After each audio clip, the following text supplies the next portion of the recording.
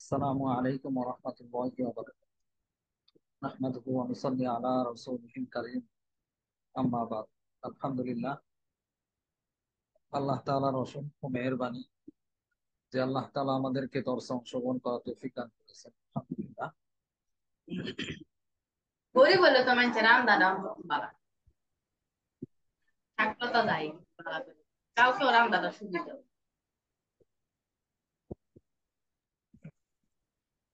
ওস্তাদ জি, মাইয়া মানুষের কণ্ঠ আসতেছে, একটু বন্ধ করতে বললে ভালো হতো। ইতিমধ্যে 3টা তামরিন সম্পাদনা করা হয়েছে। Am আজকে ambil dekat. 2টা তামরিন সম্পাদনা করা হয়েছে, আর গতকালকে একটা হয়েছে। মোট 22, 23, 24 3টা তামরিন সম্পাদনা করা হয়েছে। একটা তামরিন জমা হয়ে গেছিল, এই জন্য একটা বেশি হয়ে গেছে। সামান্য কিছু করে আমরা আলোচনা করে এরপরে আমরা সবকের দিকে যাব ইনশাআল্লাহ। আর সবাই একটু চেষ্টা করবেন আর একটু আগে ক্লাসে জয়েন হওয়ার জন্য, যাতে করে আমরা ক্লাসটা একটু আগে আগে শুরু করতে পারি।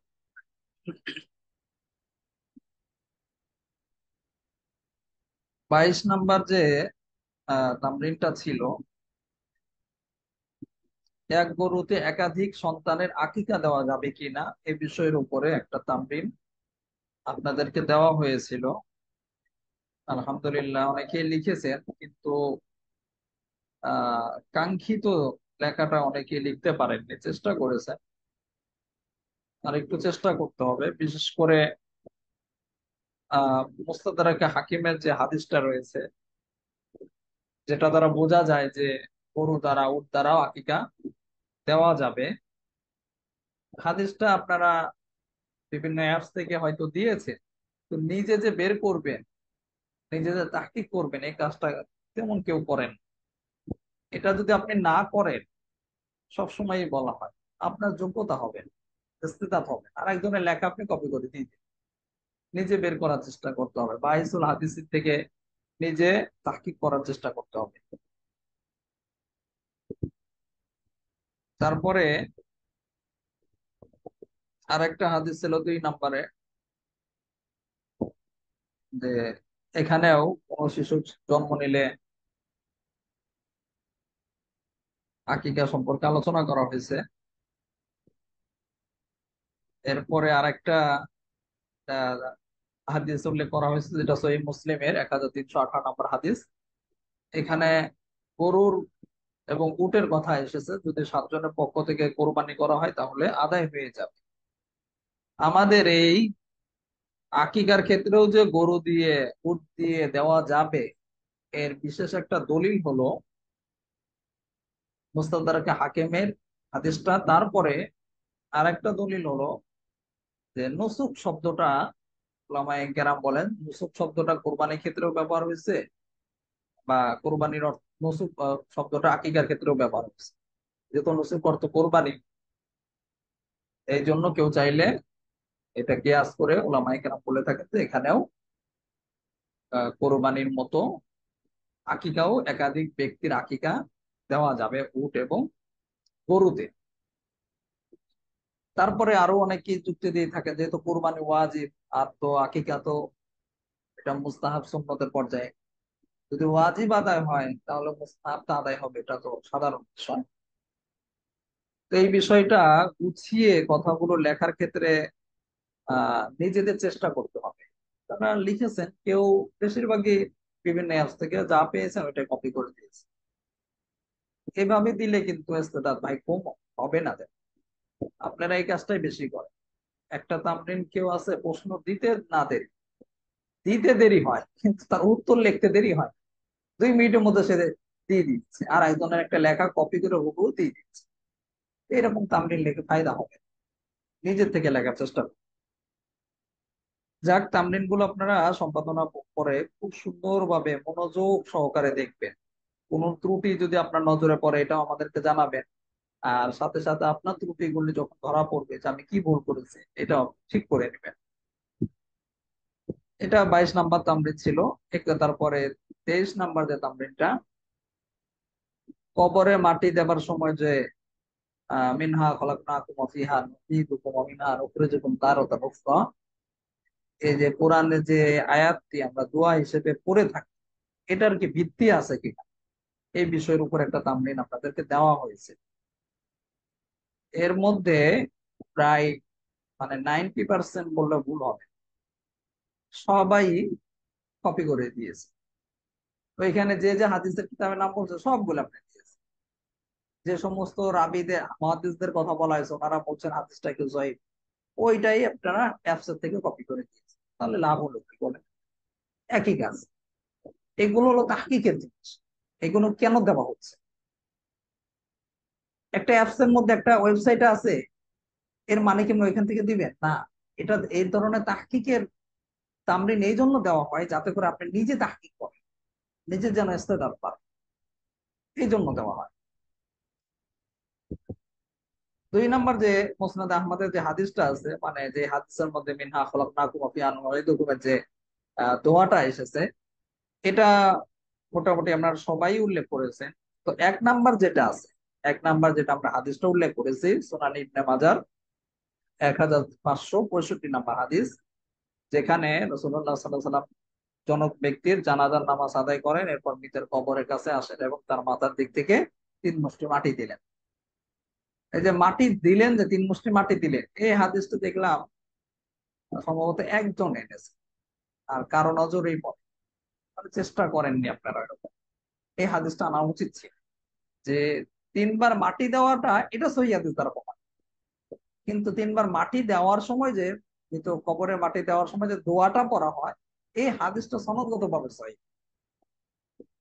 তাহলে আপনার কথাটা মজবুত। অনেকে আছে বলছে, এমন ভাবে বলেছে মনে হয় যে 3 বার মাটি দেওয়াটাও জয়ীফ। আপনার কিন্তু তাহকিকটা পরিপূর্ণ হলো না। এই জন্য পরিপূর্ণ হয়নি, আপনার ওই অ্যাপস এর উপর নির্ভর করে আছে। অ্যাপস এর মধ্যে শুধু একটা হাদিসে দলিল দিয়েছে। নিজে যে একটু ফিকির করবেন, নিজে যে চেষ্টা করবেন যে আরো আছে কিনা কোনো বিষয়, আরো কিভাবে সুন্দর করা যায়, একটু করেন। এই জন্য না চেষ্টা না করার কারণে আপনাদের নজরে এই হাদিসটা পড়ে। এই হাদিসটা উল্লেখ করা হয়েছে, এতে করে কি হয়েছে, এখন কিন্তু তামবিরটা আরো মজবুত হয়েছে, বিষয়টা আরো ক্লিয়ার হয়েছে, স্পষ্ট হয়েছে। এভাবে চেষ্টা করবেন নিজেরা। আর আমাদের দেশে তো এই দোয়াটা পড়ার খুবই প্রসিদ্ধ, বা পড়ে থাকে সবাই। এই ক্ষেত্রেও বিশেষত মানুষ এমনও হয়ে যায়, হুজুর দোয়া পড়েন, কোন কোন দোয়া, বা এই যে এখন এই আপনি দোয়া পড়েন, মানে হুজুরের সব দায়িত্ব। কিছু কিছু মুসল্লি এমন ভাবে ই করে। মানুষকে বোঝাতে হবে যে আসলে এই দোয়াটা আপনি চাইলে পড়তেও পারেন, নাও করতে পারেন। তো জরুরি মনে করলে, সুন্নত মনে করলে, যেহেতু এটা সহিহ হাদিস দ্বারা প্রমাণিত না, এটা জয়ীফ হাদিসে এসেছে, এই হিসেবে সুন্নাহ মনে না করে, এটা হতেও পারে সহিহ আবার নাও হতে পারে, মানে দোয়াটা। এই জন্য সহিহ মনে জরুরি মনে না করে, সুন্নত মনে না করে, এমনি কেউ চাইলে পড়তে পারে। আপনাদের মধ্যে কেউ কেউ বলছেন যেটা কোরআন আয়াতের মধ্যে এসেছে। ভাই এটা তো আমরা ভুল করি। কোরআন আয়াত এটা ঠিক আছে, কিন্তু এটা তো কোরআন আয়াতটা দোয়া হিসেবে তো আসেনি, বা বলা হয়নি যে এটা এই কোরআন আয়াতটা কবরের দাফনের সময় 3 বার মাটি দিয়ে এটা বলতে হবে।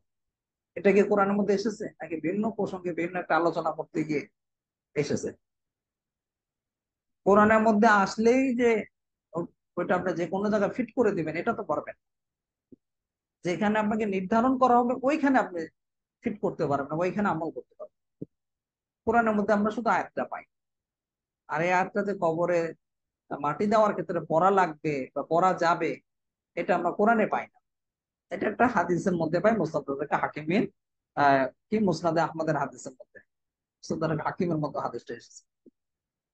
কিন্তু হাদিসটা সনদগত ভাবে জয়ীফ, এই জন্য কেউ না পড়লে নিন্দা করা যাবে, আবার কেউ না চাইলে নাও পড়তে পারে, এটাও সুযোগ রয়েছে। এ নিয়ে বাড়াবাড়ি করার কোনো প্রয়োজন নেই।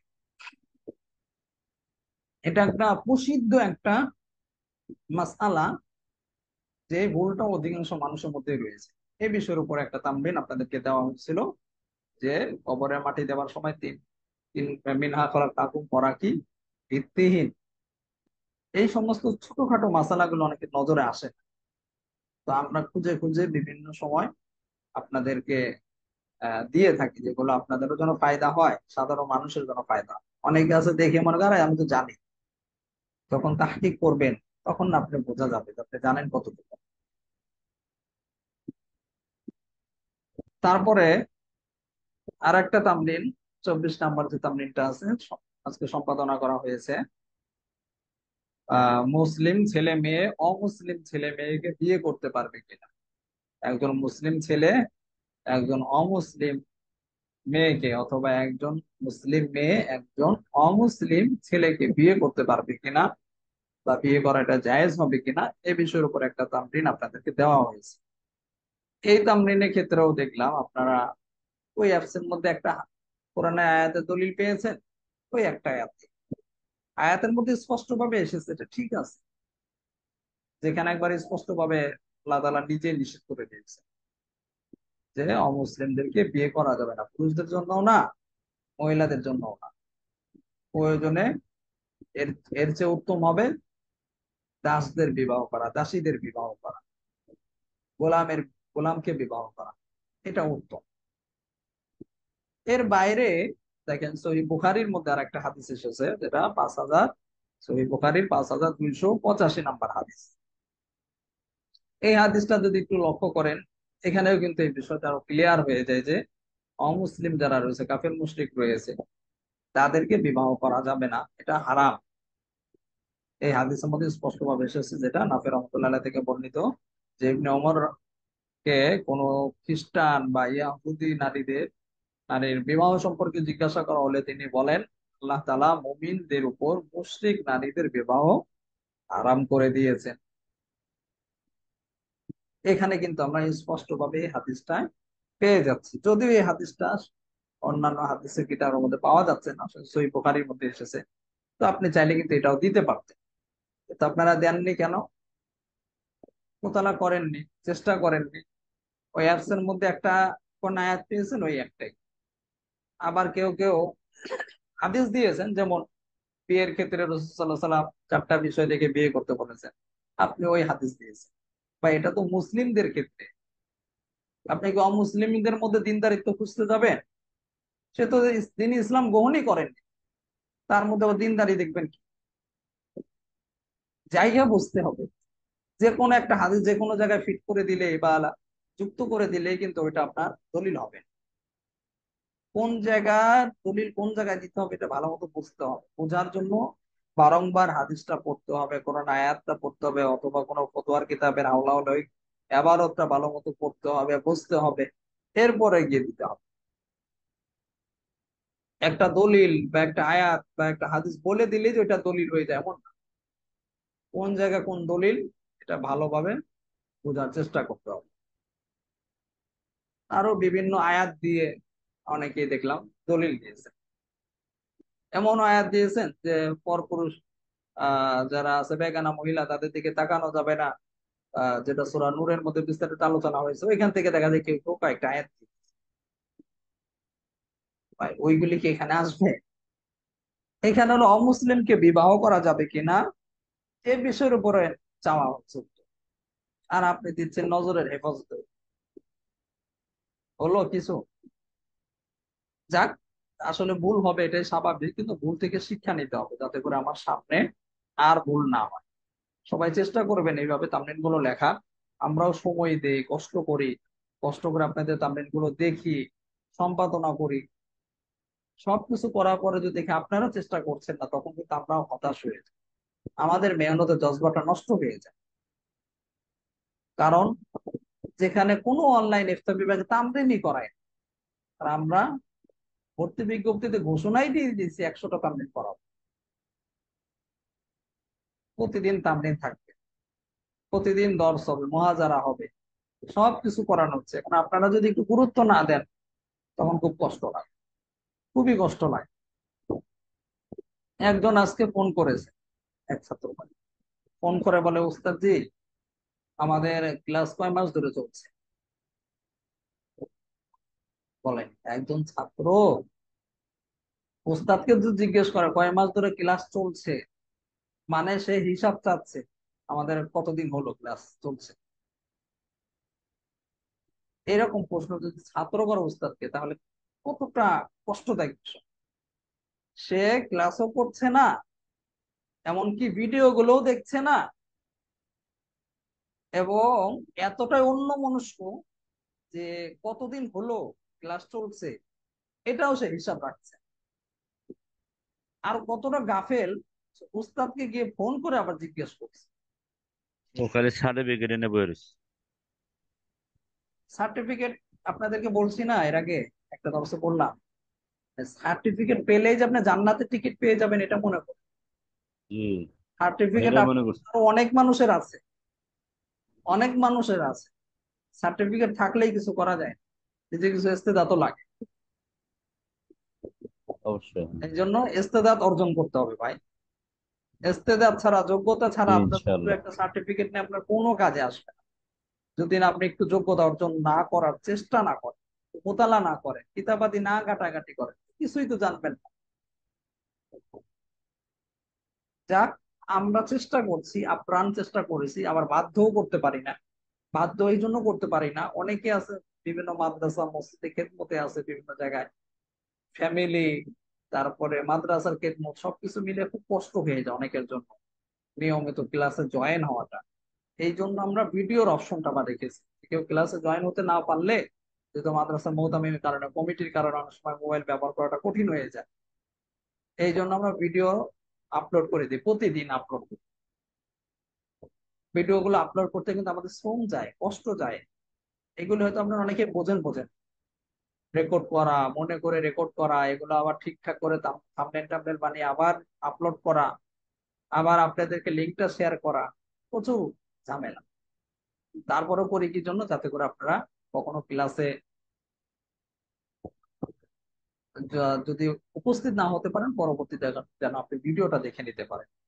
তো এটা চেষ্টা করবেন সবাই, সবার কাছে আমাদের এটা অনুরোধ থাকবে। আর বিশেষভাবে আরেকটা অনুরোধ করব, মাদ্রাসা গ্রুপে বিভিন্ন সময় এলান দিয়ে অনেক কিছু জানানো হয়, এগুলো একটু কষ্ট করে হলেও খেয়াল করেন সবাই।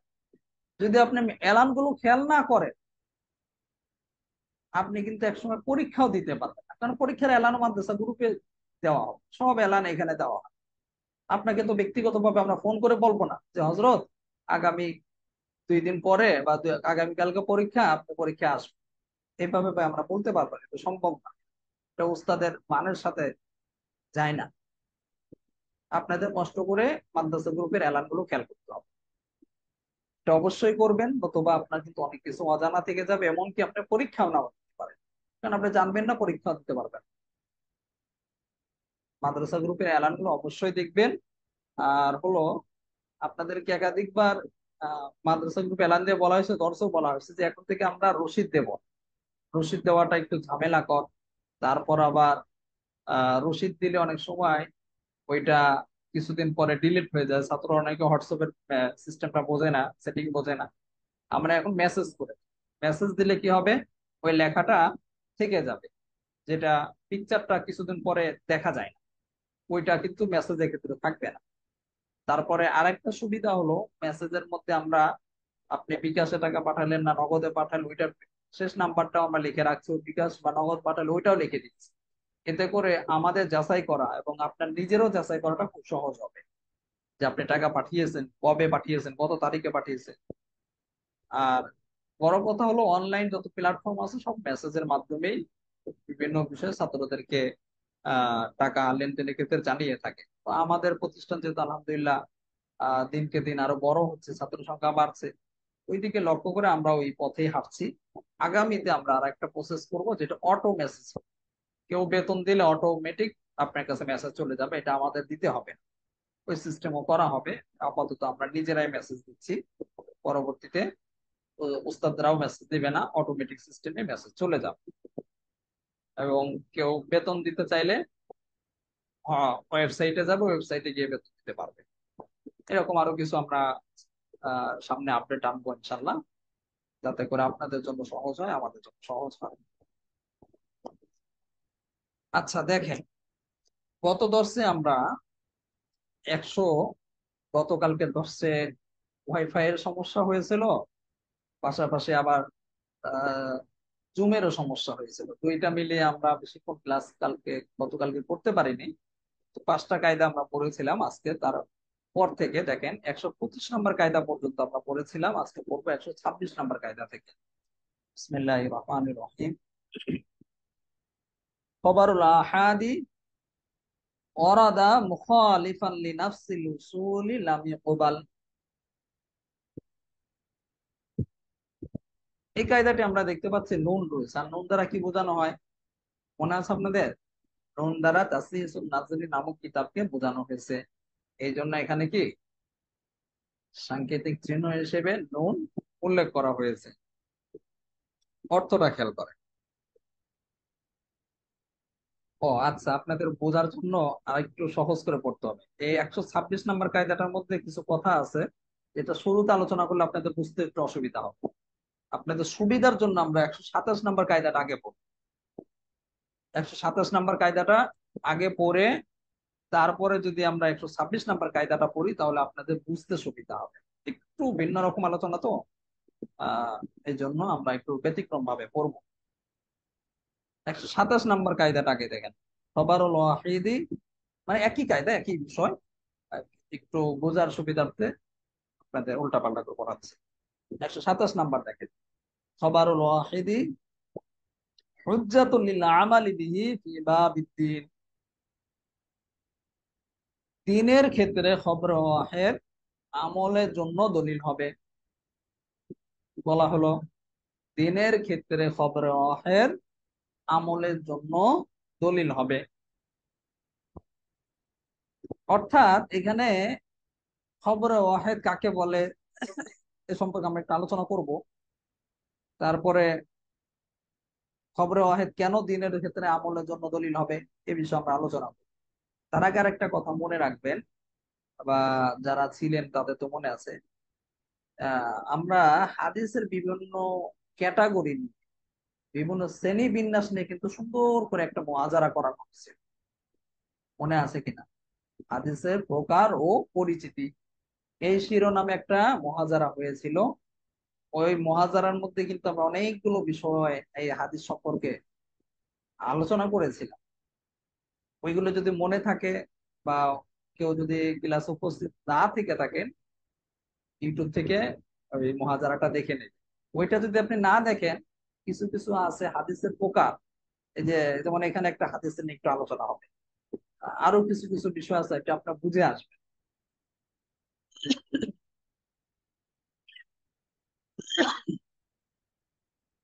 এই জন্য আপনারা সবাই ওই মুহাজারাটা দেখে নেবেন, প্রয়োজনের দরকার একাধিকবার দেখবেন, যাতে করে আপনাদের বিষয়বস্তুগুলো বুঝে আসে। আচ্ছা, খবরে ওয়াহেদ, এখানে কি বলা হলো? খবরুল ওয়াহিদ হুজ্জাতুন লিল আমালি বিহি ফি বাবিদ্দিন। দ্বীনের ক্ষেত্রে খবর ওয়াহিদ আমলের জন্য দলিল হবে। এখন খবর ওয়াহিদ কি? আমরা যদি শাব্দিক অর্থটা খেয়াল করি, খবর মানে খবর, আমরা বাংলাতেও খবর বলি, আরবিতেও খবর মানে সংবাদ, আর ওয়াহিদ মানে তো এক। এটা আমরা কি সহজেই বুঝতে পারছি যে খবর ওয়াহিদ দ্বারা মূলত একক খবরকে বোঝানো হচ্ছে, একক সংবাদকে বোঝানো হচ্ছে। মূলত খবর ওয়াহিদ দ্বারা উদ্দেশ্য হলো যে ওই সকল বর্ণনা বর্ণনা ওই সকল বর্ণনাকারী যারা মানে বর্ণনাকারী যার বর্ণনায় একজন অথবা কয়েকজন, একজন অথবা কি কয়েকজন, মানে কি খবরে ওয়াহিদ দ্বারা মূলত খবরে মাশহুর যেটা আছে, খবরে মাশহুরের সমতুল্য হয়, সমকক্ষ হয়। খবরে ওয়াহিদটা সবসময় কি এক বা একাধিক জন যুক্ত হয়, কিন্তু খবরে মাশহুরের ক্ষেত্রে যেরকম অসংখ্য মানুষ যুক্ত হয়, বর্ণনাকারী থাকে, এরকম কি খবর ওয়াহিদের ক্ষেত্রে থাকেন। এই জন্যই খবরে ওয়াহিদ বলা হয়। খবরে ওয়াহিদের ক্ষেত্রে আহ একটা মূলনীতি হলো, খবরে ওয়াহিদ যদি কোনো ব্যক্তির উপর কারো উপর কোনো কিছু আবশ্যক না করে, খবরে ওয়াহিদ যদি কোনো ব্যক্তির উপর কোনো কিছু আবশ্যক না করে এবং যে খবরে ওয়াহিদের যে বর্ণনাকারী রাবি, সে যদি ফাসেক ও অপবাদপ্রাপ্ত না হয়, তাহলে দিনই বিষয়ে দলিল হিসেবে তার এই খবরে ওয়াহিদটাকে গ্রহণ করা হবে। বুঝেছেন? খবরে ওয়াহিদটা কি, কারো উপর যদি কোনো কিছু আবশ্যক না করে, যদি কারোর জন্য জরুরি না করে, এবং যে রাবি আছে ওই রাবি যদি ফাসেক বা আহ, বিভিন্ন অপবাদে অপবাদ প্রাপ্ত না হয়, তাহলে কি হবে, তিনি বিষয়ে এই খবর ওয়াহিদ গ্রহণ করা হবে। এখন এখানে আরো কিছু কথা আছে। খবর ওয়াহিদ যদি হাদিস হয়, খবর ওয়াহিদটা যদি হাদিস হয়, তাহলে এক্ষেত্রে খবর ওয়াহিদটা আহ, আপনাকে প্রবল ধারণার একটা আহ, প্রবল একটা ধারণা দিবে। এই জন্যই দেখা যায় যে এই ধরনের খবর ওয়াহিদ দ্বারা যেগুলো আপনার মৌলিক উসুল, এই সকল কি, এই খবর ওয়াহিদের যে হাদিসটা আছে, এই যে খবর ওয়াহিদের হাদিস বলতে এই যে একটু আগে কিন্তু আলোচনা করলাম, খবর ওয়াহিদ যারা, যেটা হলো একক বর্ণনা বা ক্ষেত্র বিশেষে দুই তিনজন হতে পারে, কিন্তু খবরে মাসহুরের মতো অসংখ্য জন হবে না, বা সংখ্যাটা অনেক খবরে মাসহুরের সমতুল্য বা সমকক্ষ হবে। তো এর দ্বারা আমরা বুঝতে পারছি খবর ওয়াহিদটা কি, খবরে মাসহুরের মতো এত শক্তিশালী না, পাওয়ারফুল না। আর পাওয়ারফুল শক্তিশালী না হওয়ার কারণে খবর ওয়াহিদ দ্বারা কোন একটা উসুল, তারপর আকিদা, তারপরে আপনার কুফুরের ভিত্তি, এগুলো কি, ইমান ইমান কুফুরের ভিত্তি, এগুলো সাব্যস্ত করা যাবে না, যেহেতু খবরে ওয়াহিদটা খবরে মাসুরের মতো এত মজবুত বা শক্তিশালী না। তবে এই ক্ষেত্রে ওলামা ইকরাম যেটা বলে থাকেন, দিনী মাসলা মাসাইল, ইবাদত এবং শরীর যে সমস্ত দণ্ডবিধি রয়েছে, এগুলো ক্ষেত্রে খবর ওয়াহিদ দ্বারাও কি সাবেত করা যাবে বা প্রমাণ করা যাবে। এমনি ভাবে খবর ওয়াহিদ দ্বারা যদি বান্দার হক সাবেত হয়, ওইটাও গ্রহণ করা হবে। তাহলে আমরা এই কায়দা থেকে কি বুঝলাম? খবরুল ওয়াহিদ হুজ্জাতুন লিল আমালি বিহি ফি বাবিদ্দিন, দ্বীনের ক্ষেত্রে খবর ওয়াহিদ আমলের জন্য দলিল হবে। এই কায়দাটার মধ্যে স্বাভাবিকভাবে খুব সহজ ভাবে বলে দিয়েছে কি, দ্বীনের ক্ষেত্রে আমলের জন্য দলিল হবে খবর ওয়াহিদ।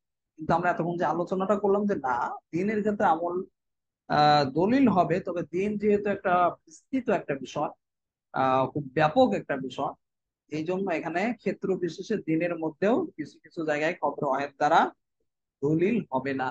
যেমন ইমানের ক্ষেত্রে, কুফুরির ক্ষেত্রে, আকিদার ক্ষেত্রে ইত্যাদি ক্ষেত্রে কি দলিল সাব্যস্ত করা যাবে না।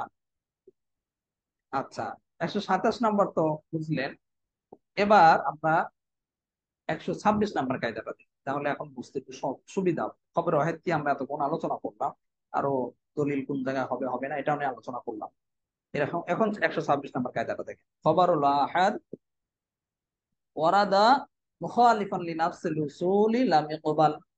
এই কায়দাটা আমরা দেখতে পাচ্ছি তাসিসুন নাজরি, অর্থাৎ নুন রয়েছে শেষে, তাসিসুন নাজরি নামক কিতাব থেকে নেওয়া হয়েছে। অর্থটা খেয়াল করেন। খবরে ওয়াহিদ যদি মূল উসুলের, খবরে ওয়াহিদ যদি মূল উসুলের অর্থাৎ কিয়াসের বিপরীত হয়, খবরে ওয়াহিদ যদি মূল উসুলের, উসুল দ্বারা কি, তো কিয়াসের কিয়াসের বিপরীত হয়, তাহলে তা গ্রহণযোগ্য, তাহলে তা গ্রহণ করা হবে না। বুঝেছেন? এখন কি বলা হলো, আগে বলা হয়েছে খবর ওয়াহিদ কোন জায়গায় দলিল হবে এটা বিষয়ে আলোচনা করলাম আমরা, মানে 127 নম্বর কায়দায়। আর এখন বলা হচ্ছে খবর ওয়াহিদ যদি মূল উসুলে অর্থাৎ কিয়াসের বিপরীত হয়, তাহলে এই খবর ওয়াহিদ গ্রহণ করা হবে না।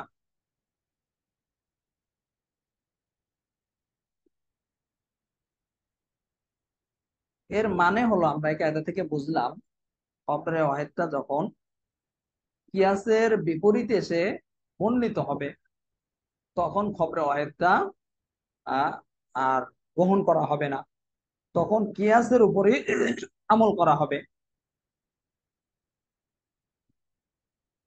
এখন এখানে আরেকটা কথা আছে, এটা কি সব জায়গায় প্রযোজ্য হবে কিনা? না, এই হুকুমটা সব জায়গায় প্রযোজ্য হবে না, ক্ষেত্র বিশেষে প্রযোজ্য হবে। বুঝেছেন সবাই? খবরে ওয়াহিদ কি কিয়াসের বিপরীত যদি বর্ণিত হয় তাহলে খবরে ওয়াহিদ গ্রহণযোগ্য হবে না, তখন কিয়াসের উপরই আমল করতে হবে। আর এই হুকুমটা, এই যে যে বিধানটা, এটা কি সব জায়গায় সব খবরে ওয়াহিদের ক্ষেত্রেই সাব্যস্ত হবে না, বরং ওই সমস্ত খবরে ওয়াহিদের বিষয়ে এই হুকুমটি যার বর্ণনাকারী, যার রাবি আদল, তারপরে হিফজ, জব্ত, এই যে তিনটা যে বিষয় আছে, আপনাদের মনে আছে ওই যে আমরা মুহাজারা করেছিলাম, মুহাজারার দিন হাদিসের প্রকার ও পরিচিতি, আদল, হিফজ, জব্ত, এগুলো নিয়ে কিন্তু আলোচনা করেছি। আর মুহাজারার মধ্যে বলাও হয়েছিল যে হাদিসের প্রকার ও পরিচিতি, এই মুহাজারার বেশ কিছু বিষয় কিন্তু আপনাদের সামনে কায়দার মধ্যে, কিতাবের মধ্যে আসবে, আকার ইঙ্গিতে আসবে, স্পষ্টভাবে কায়দার মধ্যে আসবে না। তখন কিন্তু এই মুহাজারার বিষয়বস্তুগুলো বা এইগুলো আলোচনাগুলো কিন্তু আপনাদের খুব কাজে দিবে। তো এখন যদি সব আমরা একটা একটা করে বলতে যাই, বুঝাতে যাই, যে আদল কি, হেফস কি, জব্ত কি, এগুলো বোঝাতে গেলে অনেক সময়ের ব্যাপার। এই জন্য দর্শে একটু নিয়মিত থাকতে হয়, পড়া বুঝতে হলে নিয়মিত দর্শে থাকতে হয়। আর অনেকে আছে আপনারা দর্শ করেন তো মুহাজারায় থাকেন। হ্যাঁ, মুহাজারাটা অনেক গুরুত্বপূর্ণ। দর্শের জন্য যতটুকু ফিকির না করা লাগে উস্তাদকে, বা যে ব্যক্তি মুহাজারা করাবে তার মুহাজার দর্শের চেয়ে আরো বহু গুণ বেশি ফিকির করতে হয় মুহাজারা। কারণ একটা মুহাজারা এক দুইটা কিতাব দেখলে হয় না, অসংখ্য কিতাব দেখতে হয়, অসংখ্য হাদিস, কোরআনের আয়াত, বিভিন্ন রিসার্চ করে গবেষণা করে তারপর একটা মুহাজারা প্রস্তুত করতে হয়।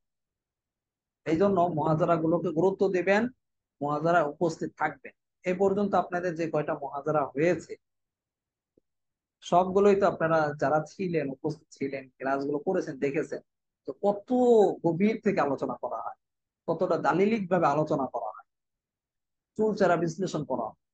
এই জন্য সবাই মুহাজারার মধ্যে উপস্থিত থাকবেন।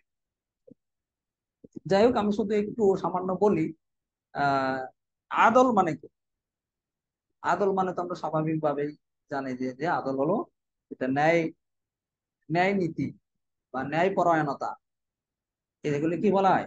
আদল বলা হয়। আর হিফজ হলো, হিফজ অর্থাৎ যেটা আত্মা সংরক্ষণ পদ্ধতি বা সংরক্ষণ করা। এরপর হলো জব্ত, হলো হুবহু, হুবহুটা পৌঁছে দেওয়া। তো এই তিনটা গুণ, আদল, হিফজ, জব্ত, এই তিনটা গুণ কি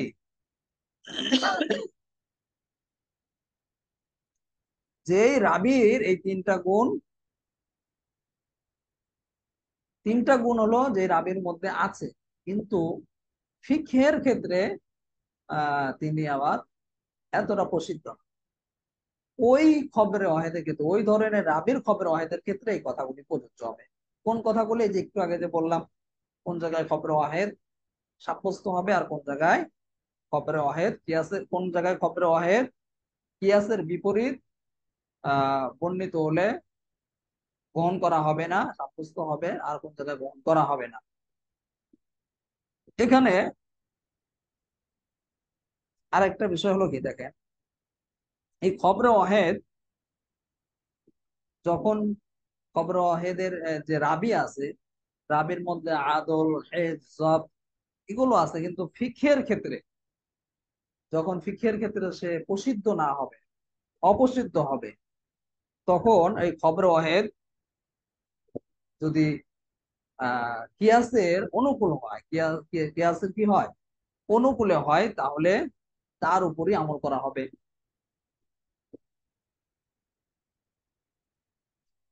বুঝেছেন? কিয়াসের যখন খবরে ওয়াহেদ অনুকূল হয় তার উপরই আমল করা হবে। আর তখন এটাই চেষ্টা করা হবে কি, যাতে করে উভয়টাই উপরই আমল হয়ে যায়। চেষ্টা করতে হবে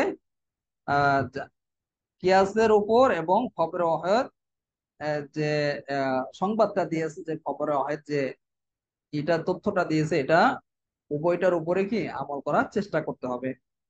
আচ্ছা, এখন কথা হলো কি, শুধু কথা বললে না, আমার যেটা আমি অভিজ্ঞতায় দেখেছি, কিছু আলোচনা করলে আগা মাথা অনেকের বুঝে আসে না।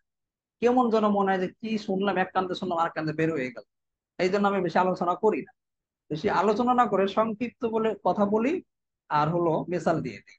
এতে করে দেখেছি ছাত্রদের বুঝতে খুব সুবিধা হয়। দেখেন, আমরা খালি আলোচনা করলে একটা মেসাল দেই, বিষয়টা দেখেন খুব সহজ হবে বুঝতে। যেমন আপনার যেটা সুনান আবু দাউদের মধ্যে এসেছে, সুনানে তিরমিজির মধ্যে এসেছে, আরো অন্যান্য হাদিসের কিতাবের মধ্যে এই বিষয়ে আলোচনা এসেছে যে যে ব্যক্তি একজন মৃত ব্যক্তিকে গোসল দিবে, সে যেন আবার কি গোসল করে। আর যে ব্যক্তি মৃত ব্যক্তির যে খাট আছে, খাটকে বহন করবে, সে যেন অজু করে নেয়। এই বিষয়ের উপরে আপনারা একটা তামরিন পাবেন। আহ আমাদের সম্ভবত গত বছর অথবা এর আগের বছর ছাত্ররা তামরিনটা মনে হয় করেছে, আমার এই মুহূর্তে মনে নেই। আহ, এর আগে কোনো বর্ষের ছাত্ররা করেছে। তামরিনের শিরোনামটা সম্ভবত এরকম হবে: কোন কোন সময় গোসল করা সুন্নত। সম্ভবত এই শিরোনামে একটা তামরিন আছে। আমরা কিন্তু গোসল করা সুন্নত অনেক জায়গায় সাব্যস্ত করে ফেলি, আহ বা মুস্তাহাব বলি। যেমন শবে কদরের না, শবে বরাতের রাত অনেকে কি করে, গোসল করে। আমরা ছোট গেলে আমরা নিজেরা গোসল করেছি, গোসল করে কাপড় চোপড় পরে গোসল করলে যত ফোঁটা পানি পড়বে তত নেকি। মানে গোসলের সময় যত ফোঁটা পানি পড়বে তত নেকি, এরকম শুনেছি। এই জন্য ইচ্ছা করে কাপড় চোপড় গায়ে দিয়ে গোসল করেছি, কারণ বেশি পানি ফোঁটা পড়বে বেশি সওয়াব পাবো। অথচ সম্পূর্ণ ভিত্তিহীন কথা, কোনো দলিল নাই। বিভিন্ন ওই যে 12 চাঁদের যে বই আছে না, 12 চাঁদের ফজিলত, তারপরে মকসুদুল মুমিনিন, এই সমস্ত বইয়ের মাধ্যমে এই ভ্রান্তি গুলি ছড়িয়েছে। এগুলো সম্পূর্ণ ভিত্তিহীন কথা। যাক, এখানে আমাদের যে কায়দাটা বোঝার সুবিধার্থে, এটাও একটা হাদিস দ্বারা প্রমাণিত। তো আপনার ওই তামরিনের মধ্যে গেলে এই হাদিসের এটা পাবেন, আলোচনাটা পাবেন, বিস্তারিত আছে। তো এই হাদিসের মধ্যে বলা হয়েছে যে যে ব্যক্তি মৃত ব্যক্তির যে লাশ, এই লাশটাকে যে গোসল দিবে, সে গোসল করে নিবে। আর যে বহন করবে, সে অজু করে নিবে।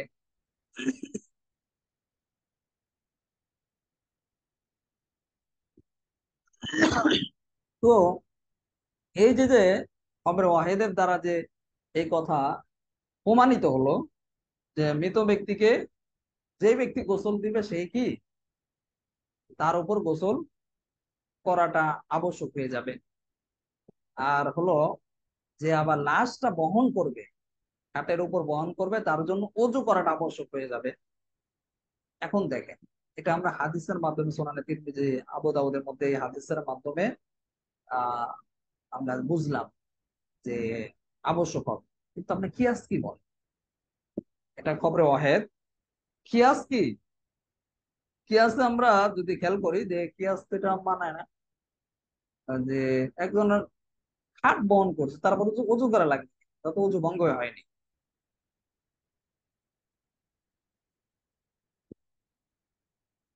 এই জন্য দেখা যায় যে অধিকাংশ উলামায়ে কেরাম যেটা বলছেন, যে যেহেতু কিয়াসের বিপরীত, এজন্য এই মাসালা সকলের নিকট কি কিয়াসের উপরই আমল করতে হবে।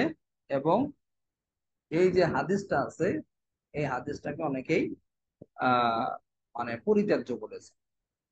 এর মানে কি? এর মানে হলো, আমরা শাব্দিক ভাবে যদি খবর ওয়াহিদের হাদিস থেকে লক্ষ্য করি, এই হাদিসটাকে যে লাশ বহন করলে গোসল করা করতে হবে, আবার লাশ বহন করলে কি অজু করতে হবে, আর যে গোসল দিবে মৃত ব্যক্তিকে, লাশকে, তার গোসল করতে হবে, এটার আবশ্যক বোঝাচ্ছে, জরুরি বোঝাচ্ছে। অথচ এটা জরুরি পর্যায়ে না। তবে এটা নিয়ে একটু ইখতিলাফ আছে। সাধারণত আমাদের ফিকে হানাফিতে কি এটা এরকম আবশ্যক হবে না, বরং মুস্তাহাব সুন্নতের পর্যায়ে এরকম হতে পারে। এটা নিয়ে ইখতিলাফ আছে। তা মোটা এটা আমরা কি করেছি, কিয়াসের উপর বিপরীত হওয়ার কারণে কিয়াসের উপরই আমল করেছি, যে স্বাভাবিকভাবে এটা আবশ্যক হওয়ার মতো বিষয় না, যেটা কিয়াসেও কি আমরা খেয়াল করলে বুঝতে পারি। তাহলে আমরা এই কায়দা দ্বারা কি বুঝলাম? খবরুল আহাদ ওয়ারাদা মুখালিফান লিনাফসিল উসুলি লাম ইয়াকবাল। খবর ওয়াহিদ যদি মূল উসুলের মানে অর্থাৎ কিয়াসের বিপরীত হয় তাহলে তা গ্রহণ করা হবে না। যেমন আমরা এই হাদিসটার মধ্যে আলোচনা করলাম, কিয়াসের বিপরীত হওয়ার কারণে কি এটা আমরা গ্রহণ করিনি, ছেড়ে দিয়েছি।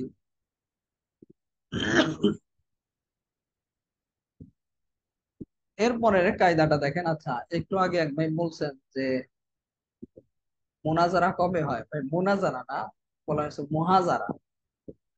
মুহাজারা প্রত্যেক বৃহস্পতিবারে মুহাজারা হয়।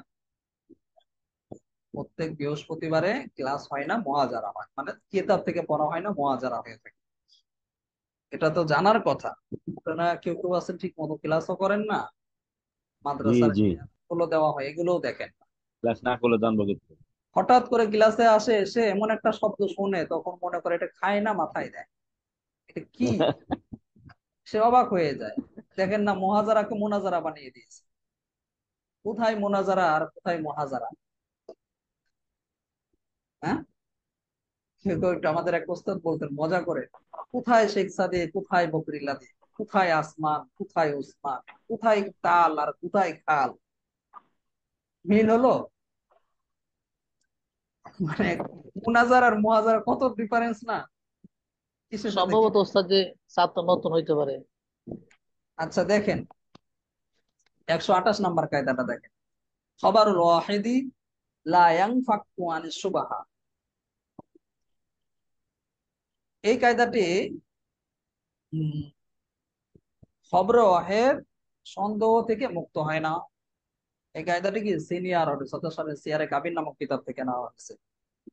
খবর ওয়াহিদ সন্দেহ থেকে মুক্ত হয় না। এর মানে কি? এর মানে হলো খবর ওয়াহিদের মধ্যে একটা সন্দেহ কি থেকে যায়। সন্দেহটা কি? সন্দেহটা হলো যে একজন ব্যক্তি, একজন খবর ওয়াহিদ যে যে সংবাদ দিচ্ছে, তার এই সংবাদটাই খবরটা আহ এমনও হতে পারে, সত্য হতে পারে, আবার কি মিথ্যা হতে পারে। সেই ব্যক্তি সত্যবাদী হতে পারে, আবার মিথ্যাবাদী হতে পারে। তাই এই খবর ওয়াহিদের সংবাদের উপর কি নিশ্চিত কোনো বিষয়কে কি খতম করা এটা যাবে না। খতম করা কি খবর ওয়াহিদের উপর ভিত্তি করে কোনো একটা বিষয়কে আহ খতম করা, শেষ করা যাবে না। যেমন মনে করেন, সুন্দর একটা মেসাল দিয়েছে, আহ, যে কাফেরদের সাথে মুসলমানদের একটা চুক্তি হলো, কাফেরদের সাথে নিরাপত্তার একটা চুক্তি হয়েছে, সন্ধি হয়েছে, আহ, যে তাদেরকে নিরাপত্তা দেওয়া হবে, এবং এটা নিশ্চিতভাবে উভয় পক্ষের মাঝেই এটা সন্ধিটা হয়েছে যে মুসলমানরা কাফেরদেরকে নিরাপত্তা দিবে। এখন হঠাৎ একজন এসে, একজন খবরে ওয়াহিদ এসে কি করলো, মানে একজন সংবাদদাতা এসে, বার্তাবাহক এসে যদি সে বলে কি, যদি যে ও আপনারা যে সন্ধিটা করেছিলেন এটা তো তারা ভেঙে দিয়েছে। আজকে জায়গা পোশাক কত যাস, তারপর দেখবি তখন দেরি ঘুমা আর তারপরে পোশাক কত যাস। এই সংবাদ যে দিল খবরে ওয়াহিদ, মানে একজন ব্যক্তি যে সংবাদটা দিল, তারা সে মুসলমানদেরকে তো বললোই, পরবর্তীতে আবার কাফেরদের কাছে গিয়ে এই কথাই বলে দিল যে মুসলমানরা তোমরা যে চুক্তি করেছিলে এটা কি তারা লঙ্ঘন করেছে, বা তারা এই চুক্তি বাতিল করেছে। এখন মুসলমানদের কি করো? এই খবরে ওয়াহিদের কথা বিশ্বাস করে বা তার কথাকে নিশ্চিত ভেবে যদি ওই কাফেরদের উপর আক্রমণ করে দেয়, না, আক্রমণ করতে পারবে না। এটা আক্রমণ করাটাও তাদের জন্য কি হবে না, কাম্য হবে না, উচিত হবে না। কি জন্য উচিত হবে না? কারণ হলো, এই যে আমরা কায়দার মধ্যে বললাম খবরুল ওয়াহিদ লা ইয়ানফাকু আন সুবহা, খবর ওয়াহিদ সন্দেহ থেকে মুক্ত হয় না। এটার মধ্যে সন্দেহ আছে, সংশয় আছে। এমন আছে সে দুইটা দলের মধ্যে যুদ্ধ বিগ্রহ সৃষ্টি করার জন্য, তাদের মধ্যে শান্তি শৃঙ্খলা নষ্ট করার জন্য সে মিথ্যার আশ্রয় নিয়ে এই কথাটা সাজিয়ে উভয় দলের মধ্যে সংঘর্ষ বাঁধাতে চাচ্ছে। এই জন্য তাহকিক করা ছাড়া, যাচাই করা ছাড়া, বিশ্লেষণ করা ছাড়া তার কথাকে নিশ্চিতভাবে মেনে নেওয়া যাবে না। কারণ আমরা জানি যে খবর ওয়াহিদের কথা সঠিকও হতে পারে, আবার বেঠিকও হতে পারে, সে সত্যবাদী হতে পারে, আবার মিথ্যাবাদী হতে পারে। এই জন্য চোখ বন্ধ করে অথবা তার কথাকে নিশ্চিত ভেবে বিশ্বাস করার সুযোগ নেই। এর মানে কি? এর মানে হলো এই খবর ওয়াহিদের সংবাদের মাধ্যমে তাদের মধ্যে যে সন্ধিটা ছিল, যে চুক্তিটা ছিল, এই চুক্তিটা ভঙ্গ হবে না, এবং নিরাপত্তা চুক্তিটা বাতিলও হবে না, আবার মুসলমানদের জন্য কাফেরদের উপর আক্রমণ করাটাও ঠিক হবে না, উচিত হবে না। কি জন্য? খবর ওয়াহিদ সংশয় বা সন্দেহ মুক্ত নয়। এখানে একটা বিষয় আপনাদেরকে আমি বলে রাখি, এটা আমাদের ব্যক্তিগত জীবনে আমরা কিন্তু খবর ওয়াহিদকে খুব গুরুত্ব দিই। এক উস্তাদ হঠাৎ করে আপনার কাছে এসে বলল যে মোহতামিম সাহেব, অমুক উস্তাদ তো এই করে, আপনার নামে এই কথা বল। আপনি কি করলেন? এই খবর ওয়াহিদের কথা শুনেই যাচাই না করেই তার পিছনে লেগে গেল। হ্যাঁ, এত বড় সাহস! অথবা একজন ছাত্র এসে একজন উস্তাদের নামে একটু বললো, আপনি যাচাই না করে, নিশ্চিত না হয়ে তার কথাকে বিশ্বাস করে আপনি পদক্ষেপ নিয়ে নিলেন। যেটা আমাদের মাদ্রাসাগুলোতে বা অন্যান্য অঙ্গনেও এরকম হয়ে থাকে।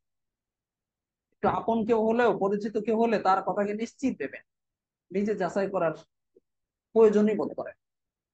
আর এতে করে কি হয়? বড় ধরনের শৃঙ্খলা, ঝগড়াঝাটি, অনেক কিছু হয়ে থাকে। আর আমাদের মা বোনদের ক্ষেত্রে এটা একটু বেশি হয়ে থাকে।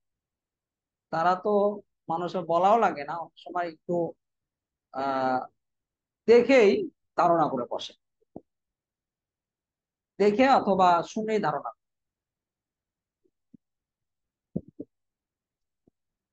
আল্লাহ, আপনাদের ছোট্ট একটা কথা বলি, সেটা হচ্ছে, যেমন আমার আহলিয়া একবার কি হয়েছে, আমি তার সাথে ফোনে কথা বলছি, তো মাদ্রাসার গেটে একটা মহিলার মতো একটা আওয়াজ আসছে, মানে রুমের আওয়াজ এসেছে।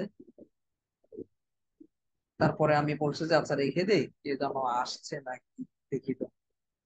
সে পরবর্তীতে আমাকে জিজ্ঞেস করছে এটা কে ছিল।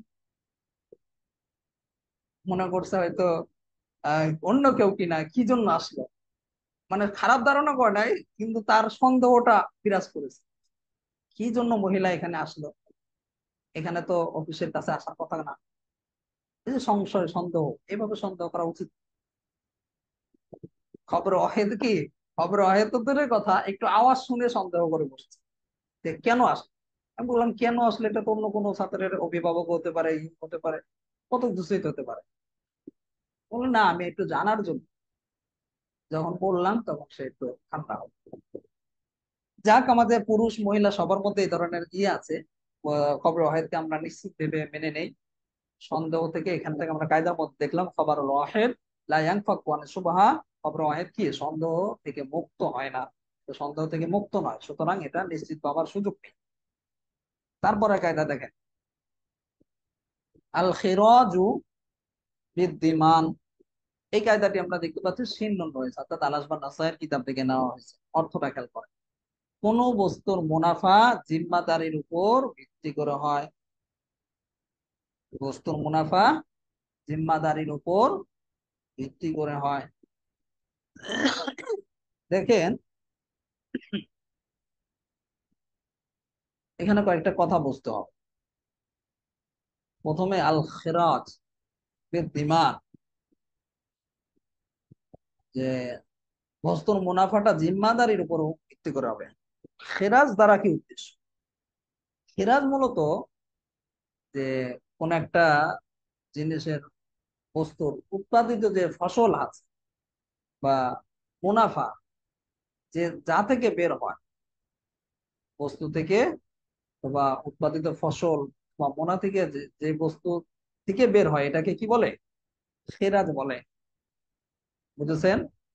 খেরাজ দ্বারা উদ্দেশ্য হচ্ছে কোনো বস্তুর উৎপাদিত ফসল ও মুনাফা, যা বস্তু থেকে, কোন একটা জিনিস থেকে বের হয়ে থাকে।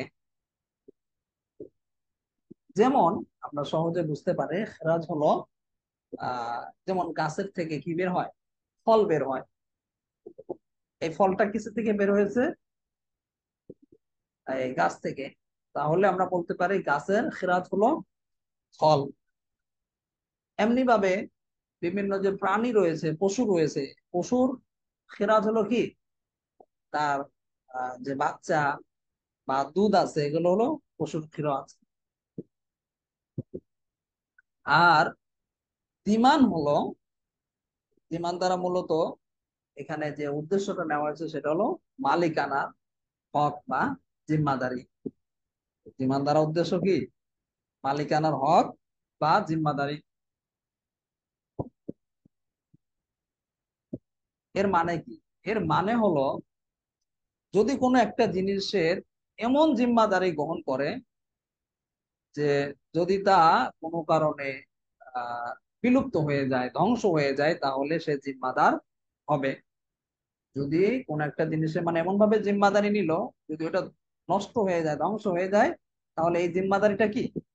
তার হবে। তো এই যে দায়িত্বশীলতা, এই দায়িত্বশীলতার কারণে ওই জিনিস দ্বারা সে চাইলে উপকৃত হতে পারবে।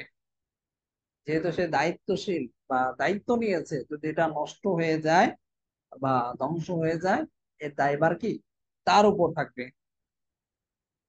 যেমন দেখেন, কেউ যদি একটা আহ পশু ক্রয় করলো, আর ওই পশুটার মধ্যে খেয়ারে আইবের শর্ত, যে সে ক্রয় করলো। খেয়ারে আইব মানে কি?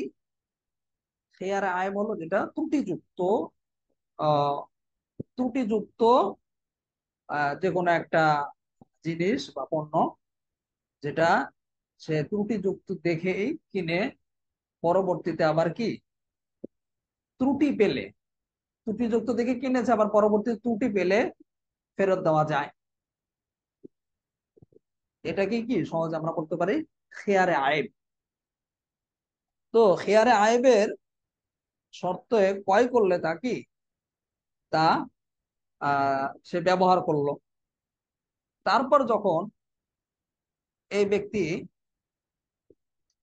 ওই যে প্রাণীটা আছে বা যে পশুটা আছে সে যদি ফেরত দেয়, তাহলে কি ব্যবহারের যে ব্যবহারটা সে করলো, এই যে অনেকদিন ব্যবহার করলো, মানে তার দ্বারা উপকৃত হলো, ফায়দা নিল, এই জন্য তাকে কোন রকম এটার কোনো বিনিময় বা বদলা তাকে কিছুই দিতে হবে না, এটা তার জন্য আবশ্যক হবে না। কারণ এই যে আমরা কায়দার মধ্যে বললাম না, আল খেরাজ বিদ্যমান, কোন বস্তুর মুনাফা জিম্মাদারির উপর ভিত্তি করে হয়। মুনাফাটা হবে কি? জিম্মাদারির উপর ভিত্তি করে, মালিকানার উপর ভিত্তি করে হবে। তো ফেরত দেওয়ার ক্ষেত্রে যদি সে এই বস্তুটা আবার যদি তার কবজায় থাকা অবস্থায়, সে যে কিনেছিল, কেনা অবস্থায় তারা এখানে এটা মরে গেল বা যে কোনো বা পণ্যটা নষ্ট হয়ে গেল, তাহলে ক্রেতার যে মাল আছে, মালেই কি, মালেই মালই ধ্বংস হতো। বিক্রেতার মাল ধ্বংস হয়েছে বলে এটা বলা হবে না। আচ্ছা, যাই হোক, এইভাবে বললে একটু কথাটা একটু কঠিন মনে হচ্ছে, আর একটু সহজ ভাবে দেখেন। এই কায়দাটি বোঝার জন্য একটা দেখেন, যেমন আপনার একটা হাদিসের মধ্যে, ইবনে মাজার মধ্যে, সুনানে তিরমিজির মধ্যে, আর বেশ কিছু কিতাবের মধ্যে এসেছে, হাসিয়ার মধ্যে এগুলো আছে। একজন ব্যক্তি একটা কি করলো, একটা গোলাম গোলাম খরিদ করলো, এবং গোলামটি তার নিকট দীর্ঘ সময় থাকার পরে, দীর্ঘদিন তার কাছে থাকলো, থাকার পরে যদি মারা যায়, এরপরে এই ক্ষেত্রে একটা রাসূল সাল্লাল্লাহু আলাইহি ওয়াসাল্লামের কাছে এই বিষয়ে জিজ্ঞাসা করলো হলো যে কোনো একটা দোষ প্রকাশ পেল, তখন এই বিষয়টা নিয়ে রাসূল সাল্লাল্লাহু আলাইহি ওয়াসাল্লামের কাছে এই হাদিসের মধ্যে স্পষ্ট ভাবে এসেছে যে এই বিষয়টা পেশ করা হলো যে কোনো একজন ব্যক্তি একটা গোলাম খরিদ করলো, গোলামটি তার নিকট দীর্ঘ সময় থাকার পরে গোলামের কোনো একটা দোষ প্রকাশ পেল, তখন রাসূল সাল্লাল্লাহু আলাইহি ওয়াসাল্লামের কাছে যখন এটা পেশ করলো যে বললো, তখন রাসূল সাল্লাল্লাহু আলাইহি ওয়াসাল্লাম বিক্রেতার নিকটে ফিরিয়ে দিতে বললেন। তখন বিক্রেতা আবার রাসূল সাল্লাল্লাহু আলাইহি ওয়াসাল্লামের কাছে আসে, সে বললো যে ইয়া রাসূলুল্লাহ, সে তো আমার গোলামকে ব্যবহার করেছে, আমার কাছে যে কিনেছে, তো কেনার পরে যে কিছুদিন যে ব্যবহার করলো তারপর না দোষ প্রকাশ পেয়েছে। তখন রাসূল সাল্লাল্লাহু আলাইহি ওয়াসাল্লাম তাকে বললেন কি আল খিরাজ বিদ্দিমান, আমার মুনাফাটা জিম্মাদারির হক হয়। এই যে আমরা যে আলোচনা করলাম, আল খিরাজ বিদ্দিমান, কোন বস্তুর মুনাফা জিম্মাদারির উপর ভিত্তি করে হয়।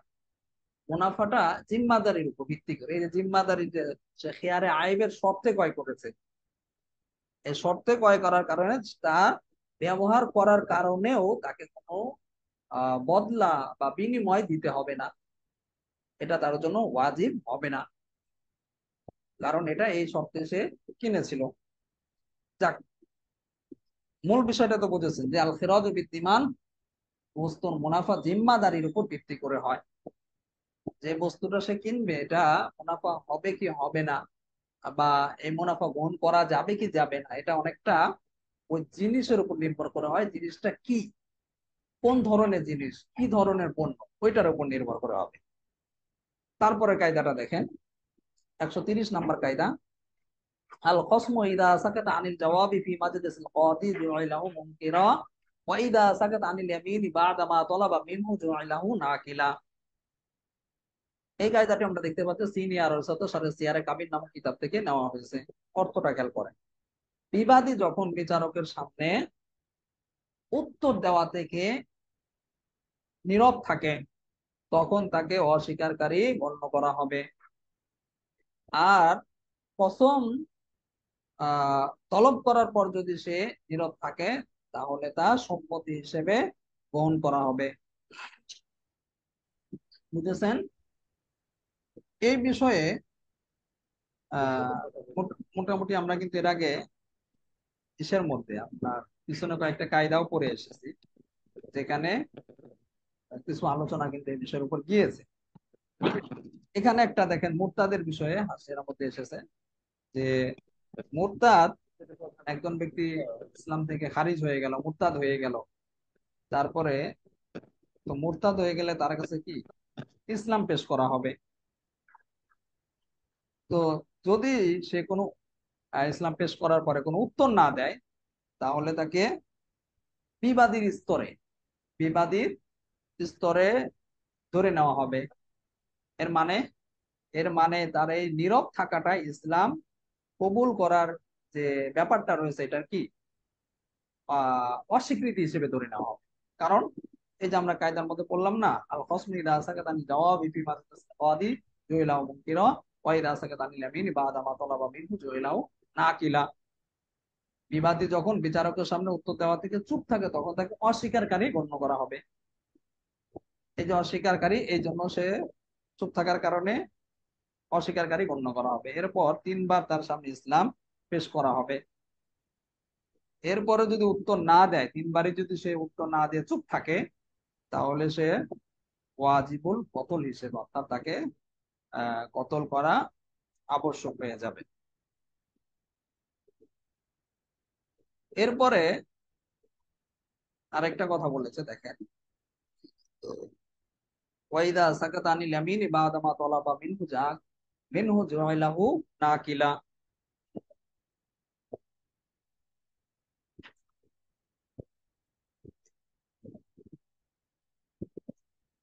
এখানে আরেকটা বিষয় যেটা বলা হয়েছে যে যখন কসম তলব করার পর প্রথমে হলো বিচারকের সামনে চুপ থাকলো, তখন তাকে অস্বীকারী সাব্যস্ত করা হবে। আর দ্বিতীয় অংশ হলো ওয়াইদা সাকাত আনিল ইয়ামিনি বা'দা মা তালাবা মিনহু জুইলাহু নাকিলা, যখন কসম তলব করার পর যদি সে চুপ থাকে, তাহলে তা সম্মতি হিসেবে গ্রহণ করা হবে। যেমন আপনাদের আমরা এর আগে একটা মিসাল দিয়েছিলাম, মনে আছে কিনা, গরুর কথা। যে আহ, যে বাদী যে দাবি করলো সে যদি আহ, যে বিবাদী আছে সে যদি কসম করার জন্য বলার যেটা যে আপনার জিনিস আপনি কসম করে বল, এখন সে কসম না করে চুপ থাকে, তাহলে তা কি, যদি সে চুপ থাকে তাহলে এটা সম্মতি হিসেবে গ্রহণ করা হবে। অর্থাৎ কসম না করলে এর মানে হলো কি, আসলে সে এটা মালিক না। বুঝেছেন? এর মানে হলো সে যে অভিযোগটা করা হয়েছে অভিযোগটা সত্য। সত্য যদি নাই হতো তাহলে তো সে বলতো যে না, কসম করে বলতো যে হ্যাঁ এটার মালিক আমি, এই জিনিসটা কি আমারই। আর সে যদি কোনো উত্তর দেয় নাই, চুপ ছিল, কসম করে নাই, এর মানে হলো যে বিবাদী যে দাবিটা করেছে দাবিটা সত্য এবং সেই প্রকৃত মালিক, এটা সে মেনে নিয়েছে। বুঝেছেন সবাই? এটা পিছনেরই কায়দা, নতুন ভাবে একটু ভিন্ন আবারতে এসেছে আর কি। এরপরে কায়দাটা দেখেন আমরা। আচ্ছা, 28 বেজে গেছে, আর একটু দেখেন। তো যেহেতু ক্লাস শুরু হয় একটু দেরি করে, এই জন্য একটু সময় একটু বেশি নেওয়া হয়। আল খাতাউ ফীমা লা ইয়াশতারিতু তা'য়িনু লা ইয়াদুররু, যে সকল ক্ষেত্রে, এটা আল আজমান নাজার কিতাব থেকে নেওয়া হয়েছে, জন্য এখানে কি শিন নুন রয়েছে, অর্থটা খেয়াল করেন। যে সকল ক্ষেত্রে নির্ধারণ করা শর্ত নয়, তাতে ভুল করা ক্ষতিকর নয়। কি বলা হলো? যে সকল ক্ষেত্রে নির্ধারণ করা শর্ত নয়, নির্ধারণ করাটা এটা শর্ত নয়, তাহলে এই জায়গায় যদি ভুলও করে কেউ, এটা কি হবে না, ক্ষতিকর হবে না।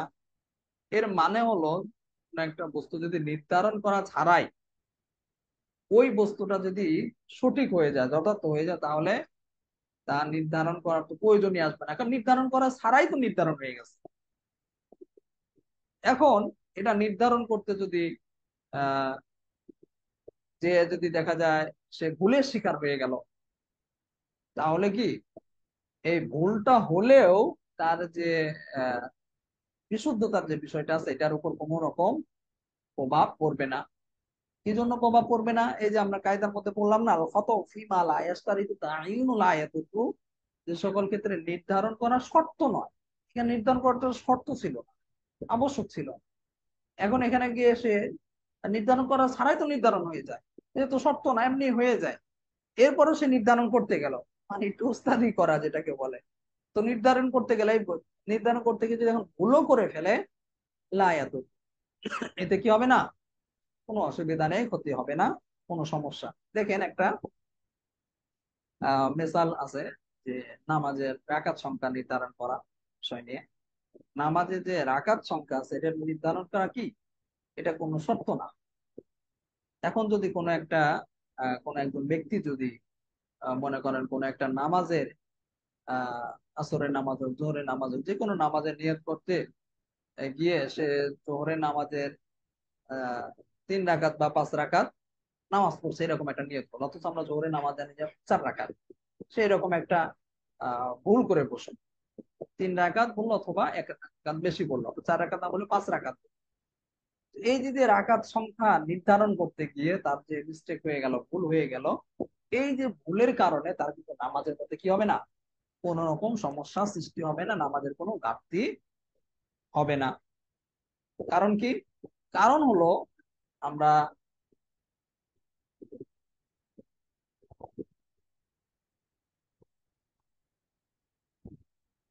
আচ্ছা ভাই, আপনি কে ভাই? এই যে বর্তমানে এখন যে মেসেজটা দিয়েছে কেউ, একটু ওনার নামটা একটু দেখেন তো। এত বড় মেসেজ, বড় খালি মেসেজ লিখছি। হ্যাঁ, তাহলে আসলে তোরা বাদ মেসেজ লিখে। একটু নামটা একটু দেখবেন তো একদম ভাই, কি রকম মানুষ উস্তাদ ভাই জি, আপনি। নামটা দেখছেন না, শুধু ক ক ক এরকম লেখা উঠছে। হ্যাঁ, না বুঝে আসলে আপনি জিজ্ঞেস করেন।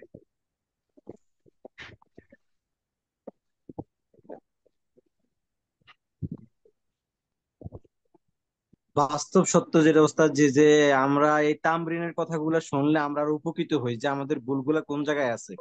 আপনার এই কথাগুলো শোনার জন্য খুব তাড়াতাড়ি মানে আগে আগে জয়েন হয় যেন আমরা শুরুর কথাগুলো শুনতে পারি। উনি এই জায়গায় কথা বলছে, এটা তো আসলে ঠিক করে নাই। উস্তাদ জি, ওনাকে একদম বহিষ্কার করে দিলে মনে হয় আমরা খুশি হব। আমরা এই শুরুর কথাগুলো শোনার জন্য ওস্তাদ যে আগে এসে বসে থাকি, এবং আলহামদুলিল্লাহ বয়া একদিনও ক্লাস মিস করি না, যে উস্তাদ জি আমাদের উনি কি ইচ্ছে ভুলগুলো করে আছে এই ওনার ভুলগুলো নামটা সমাধান লেখেন করি। ভাই, নাই। আচ্ছা আচ্ছা, জি আপনারা জি সবাইকে ওস্তাদ জি, সবাই চুপ আমরা থাকেন। এরকম প্রত্যেক চুপ দিন থাকেন আচ্ছা আমি সর্বদা আচ্ছা ওনাকে ভাই, আপনারা সবাই রিমুভ চুপ করে দেওয়া থাকেন। হোক, ওনাকে বহিষ্কার করে দেওয়া ও- হোক।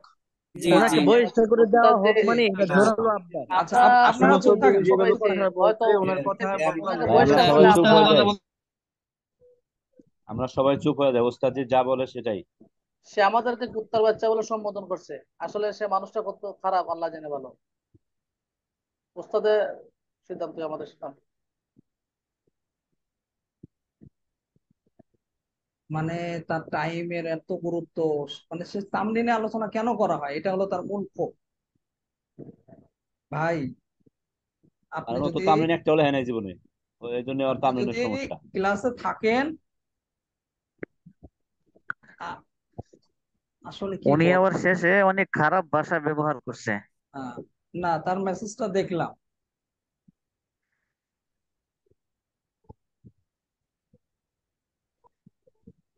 একটা কথা সে কি, আসলে উস্তাদের আমরা ছাত্র না, সে আসছে এরকম কিছু একটা করার জন্য। না, শোনেন, আমাদের একটা নিয়ম কি, ওই অন্যান্য প্রতিষ্ঠানের মতো এমন না যে দুই একটা ক্লাস করাইলাম ঠিক মতো নাই, ওইগুলি পারি না, আমাদের পক্ষে সম্ভব না, বুঝছেন, ওই রকম ভাবে পারি না। আস্তে আস্তে আমরা প্রয়োজনের সময় বেশি নেই, যদি 1 ঘন্টা ক্লাসের কথা বলা হয়েছে একটু সময় বেশি নেই, কিন্তু কিভাবে ছাত্রদের ফায়দা হবে ওই বিষয়টা আমরা লক্ষ্য করি। তামরিনের বিষয়ে কেন তামরিন করাই, বাইরের মানুষের অভিযোগের শেষ নেই, ছাত্রদের অভিযোগ শেষ নেই, তারপর আমরা করাই, গুরুত্ব দিয়ে করাই। আবার এই তামরিনটা কিভাবে একটু বোঝানো ওস্তাদ যায় জি, এটা ওস্তাদ জি, নিয়ে আলোচনা আমাদের করি।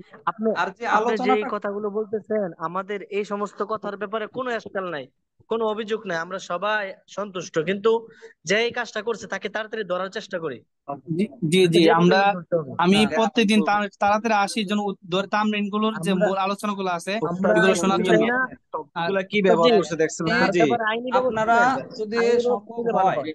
আপনারা চুপ থাকেন, সবাই কথা বললে তো বোঝা যাবে না।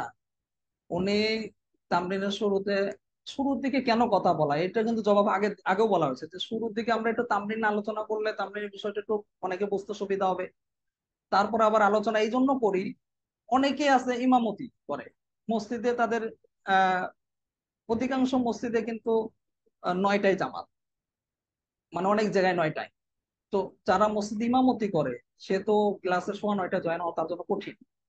এখন যদি আমরা শুরুর দিকে কিছু তামরিন নিয়ে আলোচনা করি, তামরিনের একটা ফায়দা হবে, আবার যারা একটু ক্লাসে জয়েন হতে পারছে না তারা জয়েন হতে পারলো, তো উভয় ফায়দাটাই হলো। উভয় দিকে লক্ষ্য করেই শুরুর দিকে আলোচনাটা করা হয়, আর পরের দিকে কি আমরা তামরিনটা আলোচনা করি। আচ্ছা ঠিক আছে, আপনি বললেন আপনার ব্যস্ততা আছে, আপনার অমুক তমুক, ভাই ব্যস্ততা থাকলে আপনার তো এটা বাধ্য করিনি যে ক্লাসের শুরু থেকে শেষ পর্যন্ত আপনার থাকতেই হবে, না থাকলে আপনার ব্যস্ত বহিষ্কার। হলো বাইরে থেকে, ও এটা এমনি বাধ্য করার কথা করা বলছেন। হয় না, আপনার যদি শুরুর দিকে থাকতে মনে না চায় না থাকেন, আপনার যেখানে থাকতে মনে চায় এখানে থাকেন, আপনার ক্লাসে থাকতে মনে চাচ্ছেন আপনি ভিডিও দেখেন না, তো বাধ্য করিনি। এখানে এসে পাগলামি করা, ছাত্রদেরকে ভাড়াটিয়া বলা, ভাই এখানে কয়জন ভাড়াটিয়া আছে, একটা ছাত্র আমরা ভাড়া করে আনিনি। আমাদের এখানে কোর্স চলছে, বছরের পর বছর ধরে কোর্স চলছে, আমরা কোনো ভাড়া ছাত্র ভর্তি করিনি। আর ভাড়াটিয়া দিয়ে লোক একটা প্রতিষ্ঠান চলে না ভাই, এটা আপনি বুঝতে হবে। এখানে কয়জন ভাড়া করবে, শত শত ছাত্র ভর্তি হয়েছে, এমনি এমনি ভর্তি হয়, যারাই পড়ে তারা গিয়ে আরো ছাত্রদেরকে ইনভাইট করে। আমাদের এখানে গত বছর এক ছাত্র ভাই আছে, তিনি আমাদের এখানে গত বছর পড়ছে, ওই একজনই প্রায় 10 জনের মতো ছাত্র ভর্তি করিয়েছে বছর। কি জন্য করিয়েছে, যে আসলে এখানে ছাত্রদের একটু ফিকির করা হয়, অন্যান্য অনলাইন এই ফিকিরটা নেই, কোন রকম একটু পড়িয়ে যাচ্ছে শেষ, আর বাকিগুলো কোনো খোঁজ খবর নেই। আমরা ওই রকম করি না, চেষ্টা করি তামরিন মুহাজারা, এক একটা মুহাজারা এক একটা তামরিনে কি পরিমাণ শ্রম দেওয়া হয়, যারা লেখে কপি করা ছাড়া তারা বুঝবে। দর্শ গুলোতে নিয়মিত দর্শ করানো হচ্ছে, এমন না দর্শ আমরা করাই না। এরপরেও যদি ভাই আপনার ভালো না লাগে কোনো সমস্যা নেই, আপনি আস্তে করে বের হয়ে যান গ্রুপ থেকে। আর বের হওয়ার আগে একটু মাদ্রাসার হোয়াটসঅ্যাপে একটু বলবেন যে আমি এই কারণে বের হয়ে গেছি, অথবা আমি আর পড়বো না। আপনাকে আমরা পায়ে ধরে রাখবো না ভাই। এখনো পর্যন্ত অসংখ্য ছাত্র ভর্তি হওয়ার জন্য আবেদন করছে। আমরা যদি বিজ্ঞপ্তি দেই, যে কোনো সময় শত শত ছাত্র ভর্তি হওয়ার জন্য প্রস্তুত আছে। ছাত্র ডেকে আনতে হয় না, ভাড়াও করা লাগে না, আপনার ধারণা ভুল। আর আমরা ওইভাবে প্রচারও করি না। বছরের শুরুর দিকে একটা প্রচার করি, এরপর আর কোনো বছর সারা বছর প্রচার করি না। সারা বছর আমরা ক্লাস নিয়ে তামরিন নিয়ে ব্যস্ত থাকি। আপনি যেটা মনে করছেন এটা ভুল মনে করছেন। যাই হোক, এরকম দুই একটা বেদব থাকবে, তবে মানহালে বেদবের স্থান নেই ভাই। আপনার যদি ধরা পড়ে একবার দুইবার, আপনি মুখোশ খুলে যাবে। যাদের বেদবের অভ্যাস আছে তারা গোপন থাকতে পারে না, কোনো না কোনো জায়গায় গিয়ে সে, এখন সে জুমের মানে ক্লাসের মধ্যে বলছে থেকে ধরা যাচ্ছে। সে যদি হোয়াটসঅ্যাপে গিয়ে বলতো, একটা সাথী গ্রুপ বা মাদ্রাসা গ্রুপে গিয়ে বলতো, ঠিক ধরে ফেলতাম। এখানেও ধরা যেত, কিন্তু আপনার তো যে ধরার যে অপশন গুলো আছে ওইগুলি এখন পাওয়া যাচ্ছে না। সরাসরি বহিষ্কার করা হবে ভাই, কোন রকম এখানে স্থান হবে না। আপনার ভালো লাগে না, আপনি বের হয়ে যান। জি উস্তাদ, জি আমরা এটাই চাই, তাকে বহিষ্কার করা হোক। না, বহিষ্কার তো বললাম, বহিষ্কার তো অবশ্যই করা হবে। এই ধরনের ছাত্র আমরা রাখেই না।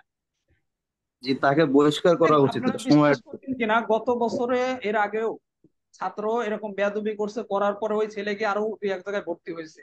হওয়ার পর আবার আমাদের এখানে এসে মাপছে, আবার ভর্তি হতে এসেছে। বলছি না ভাই, দুই এক জায়গায় ঘুরছেন না, কিরকম পেয়েছে? উস্তাদ জি, আমরা চাই আমার তার তো মুখ। মনে হয় যে আমি দলিল লিখতে পারতাম না, কিন্তু এখানে এসে কোনটা হাদিস সহি কোনটা কিছুটা হইলেও তো বুঝি। এটা আসলে কোথায় পাবো? এটা তো সময়ের দাবি তাকে বহিষ্কার করা। আচ্ছা ঠিক আছে, যাক, আপনারা কিছু মনে করেন না। হাতের পাঁচটা আঙ্গুল সমান হয় না, এরকম দুই একজন থাকবেই। এখানে এসে আলহামদুলিল্লাহ আমার বাহাস করার মতো এবিলিটি হয়ে গেছে। এরকম থাকবেই। আর আমরা যদি চিনতে পারি অবশ্যই পরিষ্কার করা হবে। আমরা এই ধরনের ছাত্র রাখি না। তো সময় বেশি হয়ে গেল। আচ্ছা দেখেন, এটা একটু শেষ করে, বুঝছেন তো মূলত এই কায়দার মধ্যে যেটা বলা হয়েছে, আল খাতাউ ফি মা লা ইয়াস্তারিতু তাইয়িনু লা ইয়াদুররু, যে সকল ক্ষেত্রে নির্ধারণ করাটা শর্ত নয়।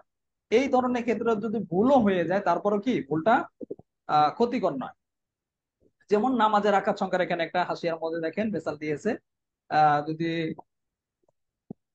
নির্ধারণ নামাজের রাকাত সংখ্যা তো নির্ধারণ করা জরুরি না, নামাজ পড়ছি একটা নিয়ত করলে কিন্তু হয়েছে। আমরা নিয়তের যে করছিলাম এর আগে, কায়দা গিয়েছে এখানে আলোচনা করেছিলাম, নিয়তের ক্ষেত্রে শুধু মনের মধ্যে কল্পনা করলে হবে যে আমি এই ওয়াক্তে নামাজ পড়ছি। এখন রাকাত সংখ্যাটা নির্ধারণ করতে হবে, কেবলামুখী নির্ধারণ করতে হবে। আমি যেটা আমরা মুখস্থ নিয়তের মধ্যে বলে থাকি, নাওয়াইতু নুসাল্লি লিল্লাহি তাআলা রাকাতা সালাতুল ফাজরি মুতাআজ্জিহান ইলা জিহাতিল কাবাতিশ শরীফাতি, আল্লাহু আকবার। এত কিছু বলার কোনো দরকার নেই, এটা শর্ত করা শর্তও না।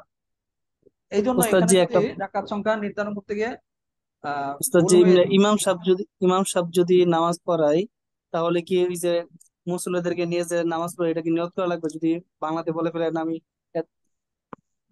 নিয়ত তো অবশ্যই লাগবে। নিয়ত করা লাগবে না এটা বলা হয় নাই। নিয়ত মানে কি এটা বোঝান। আরবিতে নিয়তটা করা লাগবে কিনা? না না, আরবিতে নিয়ত করবেন কেন? নিয়ত তো আরবিতে, বাংলাতে, ফার্সিতে এরকম নিয়ত করা জরুরি না। নিয়ত মানে কি কল্পনা। এটা কিন্তু এর আগে আমরা প্রথম যে কায়দাটা পড়া হয়েছে আমাদের এই কিতাবের প্রথম 1 নাম্বার কায়দার মধ্যে এই আলোচনাটা খুব সুন্দরভাবে করা হয়েছে। বিভিন্ন কিতাবের আমরা হাওলাও দিয়েছি। বিভিন্ন কিতাব যে আপনারা আরো সুন্দর হয়, এই বিষয়ের উপর একটা তামরিন আছে, গত বছর ছাত্ররা করেছিল। আহ নিয়ত মুখে করা জরুরি কিনা, মোটামুটি এই টাইপের একটা শিরোনাম আছে। অথবা আপনারা অ্যাপসে গিয়ে শুধু নিয়ত লিখবেন, বাংলাতে চলে আসবে। তো এখানে দেখেন সুন্দর করে বিষয়টা আলোচনা করা আছে। আচ্ছা দেখেন, তারপরে কায়দাটা পড়ি, একটা কায়দা পরে আমরা শেষ করে দেবো, আর আলোচনা করবো না, এটা দেরি হয়ে গেছে।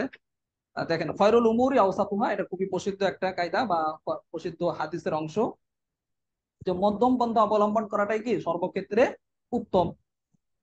মধ্যম পন্থাটা অবলম্বন করাটা সর্বক্ষেত্রে উত্তম। আমরা এই যে আমাদের এক ছাত্র ভাই কি করলো, সে মধ্যম পন্থা অবলম্বন করে না। সে চাইলে কিন্তু তার যে অবুঝ, যে সে বুঝতে পারছে না, সেটা কিন্তু জিজ্ঞেস করতে পারবে। বুঝতে যে আপনি শুরুতে কেন আপনি এই আলোচনাগুলি করেন, সরাসরি পড়াইলেই তো হয়। সে বোঝে নাই যে শুরুর দিকে ছাত্ররা জয়েন থাকে না বেশি, শেষে জয়েন হয় অনেকে বিভিন্ন ব্যস্ততার কারণে। সে মধ্যম পন্থা অবলম্বন করতে পারত, সে মধ্যম পন্থা না অবলম্বন করে কি করলো, সে বাড়াবাড়িতে লিপ্ত হয়ে গেছে। আর একটা হলো ছাড়াছাড়ি। বাড়াবাড়ি ছাড়াছাড়ি কোনোটাই করা যাবে না, করতে হবে মধ্যম পন্থা। আমরা একটা মেসাল দিই, কিতাবের মধ্যে যে মেসাল গুলি এখন আছে হাসিয়াতে দেখবেন, এগুলো খুব কঠিন কঠিন মেসাল। এগুলি আপনি পড়তে গেলে বুঝতে গেলে একটু মাথাটা ঘুরবে। আমি সহজ একটা ব্যক্তিগত ভাবে বানিয়ে একটা মেসাল দিই, তাহলে আপনাদের বুঝতে সুবিধা হবে। এই বিষয়ের উপর একটা তামরিনও আছে। আমি যে মেসালটা দেবো এই বিষয়ের উপর একটা তামরিন আছে। তামরিনটা হলো সম্ভবত এইভাবে শিরোনামটা আছে: পেশাব করার পর টিস্যু নিয়ে হাঁটাহাঁটি করা যাবে কিনা। টিস্যু নিয়ে হাঁটাহাঁটি করা, এই যে পেশাব করার পর যে আমরা তাবলিগের লোকজন বা অনেকে দেখবেন যে হাঁটাহাঁটি করে, এটা কতটুকু শরীয়ত সম্মত, ইসলাম কি বলে এই সম্পর্কে, এই বিষয়ের উপর একটা তামরিন আছে। তো এটা নিয়ে দেখেন মধ্যম পন্থাটা কি। মধ্যম পন্থাটা হলো যেটা সুনানে আবু দাউদের সম্ভবত হাদিসটা সহিহ হাদিস, রাসূল সাল্লাল্লাহু আলাইহি সাল্লাম আরো বেশ কিছু ওই তামরিনের মধ্যে পাবেন যে মধ্যম পন্থাটা হলো আপনি ইস্তেঞ্জা করার পরে, পেশাব করার পর আপনি এই স্থানে একটু বসে থাকেন যাতে করে আপনার পেশাবটা ঝরে যায়। তারপরে আপনি লজ্জা স্থানটা হালকা একটু নাড়াচাড়া করলেন। নাড়াচাড়া করার পর যখন আপনার মনে হলো যে পেশাব একবার নিংড়ে গেছে, এরপর আপনি পানি টিস্যু ব্যবহার করে উঠে আসে। আর আরেকটা যেটা হাদিস আছে, যেটা সম্ভবত সুনান আবু দাউদের, ওইখানে দেখবেন যে আছে যে রাসূল সাল্লাল্লাহু আলাইহি ওয়াসাল্লাম অজু করার পর মাঝে মধ্যে পানি হাতে ছিটা দিতেন, লজ্জাস্থান বরাবর ছিটা দিতেন। যদি 2-1 ফুট যদি লেগেও যায় হঠাৎ, তারপরেও কি এই ছিটা দেওয়ার দ্বারা পবিত্র হয়ে যাবে, এর দ্বারা কোনো সমস্যা হবে না। তো এটা হলো মধ্যম পন্থা। আর বাড়াবাড়ি কোনটা? বাড়াবাড়ি হলো ওই যে টিস্যু নিয়ে হাঁটাহাঁটি করে আবার গল্প করে। অনেক গ্রাম অঞ্চলে, শহরে তো তেমন দেখা যায় না, যেহেতু শহরে প্রাইভেট ভাবে থাকে, গ্রাম অঞ্চলে এটা বেশি দেখা যায়। টিস্যু নিয়ে হুজুর থেকে শুরু করে ছাত্ররা পর্যন্ত হাঁটাহাঁটি করে, আবার গল্পও করে। আবার অনেক সময় এমনও হয় লুঙ্গি 2 হাতে না ধরে 1 হাতে ধরে আছে, তার সতর দেখা যাচ্ছে। এমনকি কারো কারো লজ্জা স্থান পর্যন্ত বের হয়ে যায়। মারাত্মক একটা অবস্থা। অথচ হাঁটাহাঁটি করা, উঠা বসা করা, তারপরে আরো এই ধরনের যা আছে এগুলো সব বাড়াবাড়ি, এগুলো ইসলামের মধ্যে নেই বা ইসলামে বলা হয়নি, কোথাও নেই। বাড়াবাড়ির মধ্যে না গিয়ে আবার ছাড়াছাড়ি, যেটা যেমন আমাদের দেশের লামাজ আহলে হাদিস ভাইরা বলে থাকে যে এই হাঁটাহাঁটি করা বেদাত। তারপরে টিস্যু শুধু পানি ব্যবহার করলেই চলে, টিস্যু ব্যবহার করতে হবে না, কুলুক ব্যবহার করতে হবে না, বাড়াবাড়ি। অথচ টিস্যু ব্যবহার করা, টিস্যু মানে কি, কুলুক। কুলুক ব্যবহার করার কথা, এটা সহিহ হাদিস দ্বারা প্রমাণিত। কুলুক এবং পানি, টিস্যু এবং পানি, ঢিলা এবং পানি উভয়টা ব্যবহার করা উত্তম, এটাও সহিহ হাদিস দ্বারা প্রমাণিত। অথচ তারা এটাকে গলত বলে বাড়াবাড়ি করছে, বেদাত বলছে। এটা হাদিস নিয়ে তাহকিক না করার কারণে এই বিষয়ের উপর একটা তামরিন আছে যে ঢিলা কুলুক, পানি এবং ঢিলা কুলুক উভয়টাই একসাথে ব্যবহার করা যাবে কিনা, এই বিষয়ের উপর একটা তামরিন গত বছর ছাত্ররা পড়ছে। আপনারা চাইলে মাদ্রাসার যে অ্যাপস আছে ওই অ্যাপসে গেলে পেয়ে যাবেন, ওইখানে গিয়ে এই বিষয়ের উপর আলোচনা পাবেন। যাই হোক, আমরা এই কায়দা থেকে বুঝলাম যে খয়রুল উমুরি আওসাতুহা, মধ্যম পন্থা অবলম্বন করাটাই কি সর্বক্ষেত্রে উত্তম। কোন একজন শায়েখের নিয়ে, কোন একজন ব্যক্তির নিয়ে অনলাইনে খুব সমালোচনা হচ্ছে, আপনি সমালোচনা যাওয়ার দরকার নেই, আপনি মধ্যম পন্থা অবলম্বন করেন।